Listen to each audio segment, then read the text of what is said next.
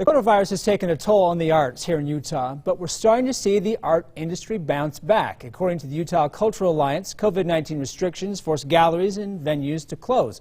Over 25,000 people working in the arts lost their jobs. However, businesses are starting to recover, and this year many art locations have reopened safely. One of those locations is the Finch Lane Gallery in Salt Lake City. They have two new exhibits you can see both in person and online. So joining us to tell us more is Claire Taylor, a visual coordinator for the Salt Lake City Arts Council. Claire, thanks for being with us here this morning. Thank you for having me. It sounds like the arts are recovering. They are, yeah. I think they're slowly recovering. I think as we're able to open up places and people are able to come to stuff in person, I think the arts will slowly recover.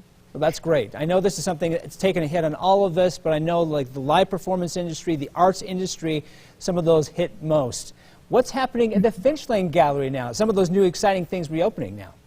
Yeah, I'm pleased to say that we are opening two new exhibits this Friday, May 12th, and they'll be up through April 23rd.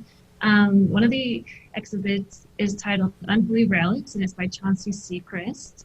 And he creates sculptures made from found objects, and they're placed in glass cloches. The other exhibit is by Nate Francis, titled In Place, a study of loneliness in Utah landscapes.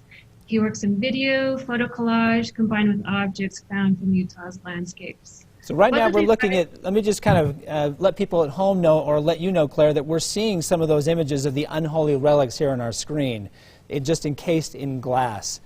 What's the kind of the you mentioned here, you're seeing unholy relics, kind of what's the idea behind this exhibit?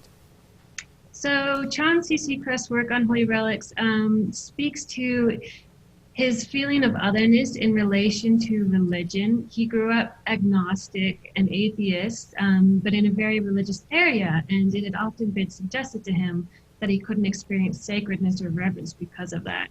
And so this exhibit is his response to that notion, the idea that anyone can feel reverence. And the Nate Francis, similarly, his is also an adjacent to religion. Growing up in a religion where he wasn't as accepted as gay, and coming out as gay had been a wake-up call for himself and his family. So his work is an exploration of his experiences, and he uses fragments of photo collages of his body combined with photos of Utah's beautiful but stark landscapes. Yeah, so and we're they seeing use his metaphors. Yeah, and we're just seeing some of his work here right now as well. It feels like this is more of an abstract type work.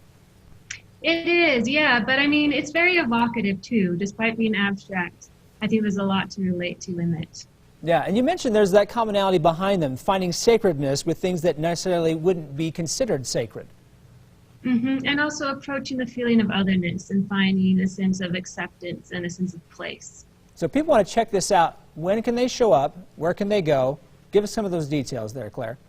So they can go to our website, www.saltlakearts.org, navigate to the current exhibitions page, and we have a link there to sign up for 45-minute appointments. People can do it per household.